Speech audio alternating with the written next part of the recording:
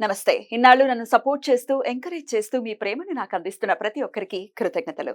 అలాగే ఈ వీడియో కూడా ఖచ్చితంగా మీకు ఉపయోగపడుతుంది. లైక్, షేర్ అండ్ సబ్స్క్రైబ్ చేసి మీ సపోర్ట్‌ని నాకు అందించండి. అలాగే ఈ వీడియో పట్ల మీకున్న అభిప్రాయాన్ని కామెంట్ సెక్షన్‌లో కామెంట్ చేసి తెలియజేయండి. ఇప్పుడు వీడియోని చూద్దాం. ఓం శ్రీ గణేశాయ నమః.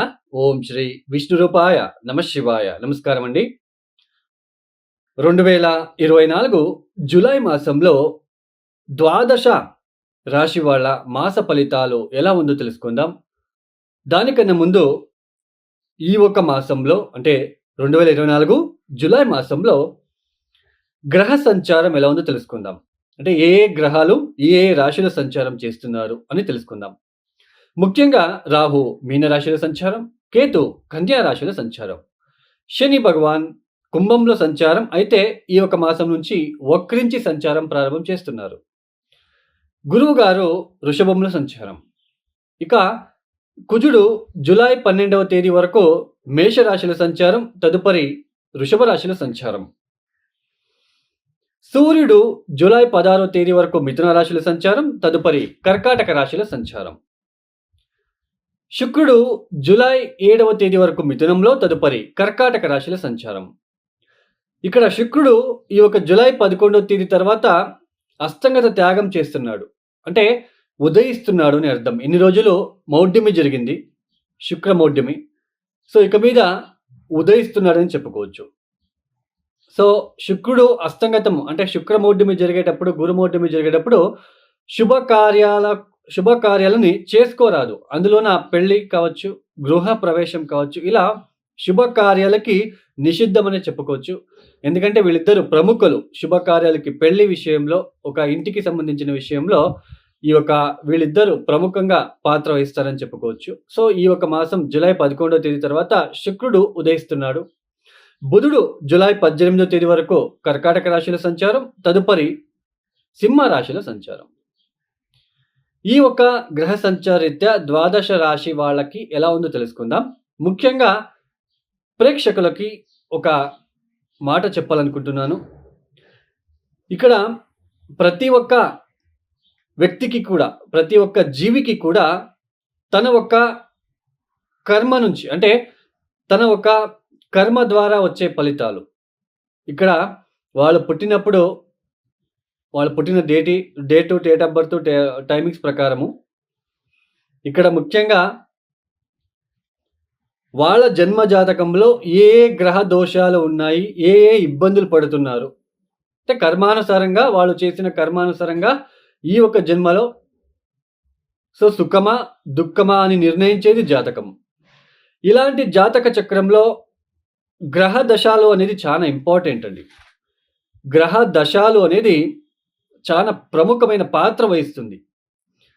ఇప్పుడు చూడండి, ఒక దశాభుక్తిలో అంటే ఇప్పుడు చంద్రమహాదశ శని భుక్తి, చంద్రమహాదశ బుధ భుక్తి, చంద్రమహాదశ కుజ భుక్తి, ఇలా దశాభుక్తులు వచ్చినప్పుడు, ఒక దశాభుక్తులు వచ్చినప్పుడు, ఒక భుక్తి వచ్చినప్పుడు చాలా ఇబ్బంది లేకుండా ఉంటుంది. లైఫ్ అనేది చాలా బాగా వెళ్తూ ఉంటుంది.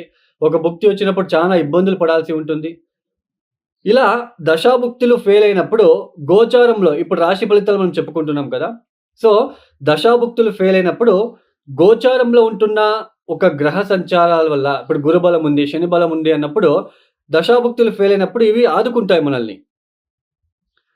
సో ఇలా దశాభుక్తులు బాలేదు, గోచారంలో గురుబలం లేదు, శని బలం లేదు అన్నప్పుడు చాలా తీవ్రమైన కష్టానికి గురి అవ్వాల్సిన ఒక ప్రమేయం ఏర్పడుతూ ఉంటుంది. సమాజంలో అపకీర్తి కావచ్చు, మ్యారేజ్ విషయంలో అంటే పెళ్లి జీవితంలో ఇబ్బందులు కావచ్చు, కుటుంబ వ్యక్తులతో తగాదాలు కావచ్చు, అన్నదమ్ముల మధ్య తగాదాలు కావచ్చు, ఇలా ఒక దశాభుక్తులకి తగ్గట్టుగా కొన్ని పరిహారాలు వస్తాయండి. మనమే స్వయంగా మనమే చేసుకోవాల్సిన ఒక చిన్న పరిహారాలు వస్తాయి. చాలా ఉన్నాయి, దశాభుక్తికి తగ్గట్టు ఉన్నాయి. మనం ఏదో ఒకసారి ఒక టెంపుల్‌కి వెళ్ళో, ఒక హోమం చేపించగానే మన కర్మ తగ్గింది అని అనుకుంటే అది తప్పు అండి.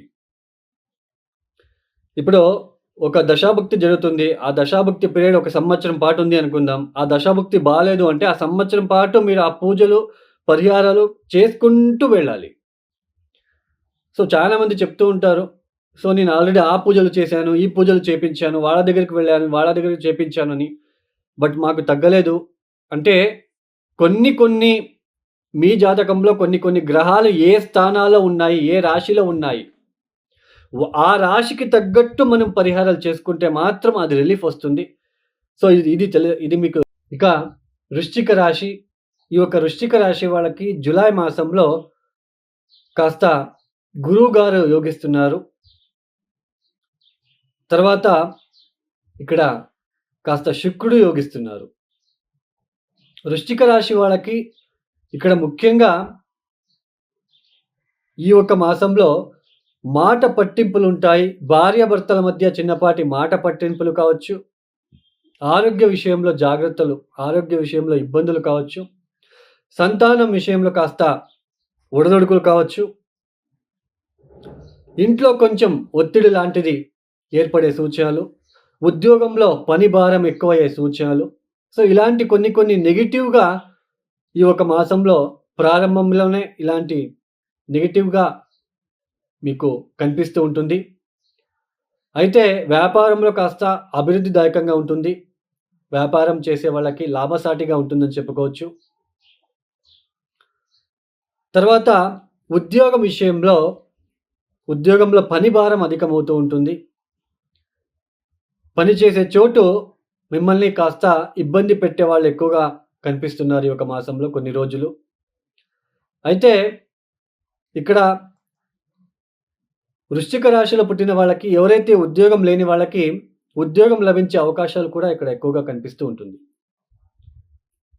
వృశ్చిక రాశి వాళ్ళకి కాస్త మిశ్ర ఫలితాలే గోచరిస్తూ ఉన్నాయి. ఆర్థికంగా కొన్ని ఖర్చులు ఎక్కువ అయ్యే సూచనలు కనిపిస్తున్నాయి. బట్ ఇక్కడ మెయిన్ ఏంటి అంటే గురువు బలం ఉంటుంది కాబట్టి ఎన్ని ఇబ్బందులొచ్చినా తగ్గిపోతూ ఉంటుంది. అక్కడికక్కడే సొల్యూషన్ కూడా దొరుకుతూ ఉంటుంది. ఇక్కడ వృత్తి వ్యాపారాల్లో కొన్ని అనుకోని పని భారం, శారీరక శ్రమ పెరగడం లాంటిది, ఓవర్ టైమ్ లాంటిది పని చేసే ఒక ఆస్కారము, ఇలాంటివి కూడా ఎక్కువగా ఉంటుంది. ఈ ఒక్క మాసం కొద్దిగా ఇలాంటి ఫలితాలు ఎక్కువగా గోచరిస్తున్నాయి. ఇక్కడ ముఖ్యంగా వ్యాపారంలో అభివృద్ధి కనిపిస్తూ ఉంటుంది. వ్యాపారంలో కాస్త అభివృద్ధి ఉంటుంది. ఈ ఒక రీసెర్చ్ ఓరియెంటెడ్ సాఫ్ట్‌వేర్ రంగంలో పనిచేసేవాళ్ళు, మీడియా రంగంలో పనిచేసేవాళ్ళు, ఫిల్మ్ యాక్టర్స్ వాళ్ళకి కాస్త అనుకూలించే ఒక మార్గంలోనే వెళ్తూ ఉంటుంది. చతుర్థ స్థానంలో శని వక్రించారు. విద్యార్థులు బాగా చదువుకోవాల్సిన ఒక ప్రమేయం ఏర్పడుతూ ఉంటుంది. తల్లికి సంబంధించిన విషయంలో, తల్లికి ఆరోగ్య సంబంధమైన ఒక విషయంలో కాస్త ఇబ్బందిగా మారే సూచనలు కూడా ఉంటుంది. ఈ విషయంలో జాగ్రత్తగా చూసుకోండి. మొత్తానికి ఈ ఒక వృశ్చిక రాశి వాళ్ళకి కాస్త మిశ్రమ కాలం అనే చెప్పుకోవచ్చు.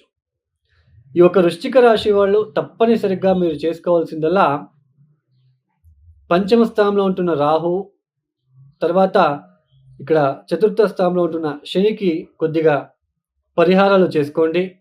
కాలభైరవేశ్వర గాయత్రి మంత్రం చదువుకోవడానికి ప్రయత్నం చేయండి. కాలభైరవేశ్వరుడికి నల్ల మినుములతో చేసిన వడలని హారాన్ని వేయడానికి ప్రయత్నం చేయండి. నువ్వుల నూనెతో అభిషేకాలు చేయించుకోండి. ప్రతిరోజు సూర్యుడికి అర్ఘ్యం ఇవ్వడము, సూర్య నమస్కారాలు చేసుకోవడానికి ప్రయత్నం చేసుకోండి. ఖచ్చితంగా వచ్చే ఇబ్బందుల నుంచి మీరు బయటపడొచ్చు. అలాగే ప్రతిరోజు సుబ్రహ్మణ్య కరావళం స్తోత్ర పారాయణం చేసుకోండి, లేదా లక్ష్మీ నరసింహస్వామి ఆరాధన చేసుకోండి. ఈ యొక్క వీడియో మీకు నచ్చితే లైక్ చేయండి, షేర్ చేయండి, సబ్స్క్రైబ్ చేసుకోండి. సర్వే జనో సుఖినో భవంతు. ధన్యవాదములు.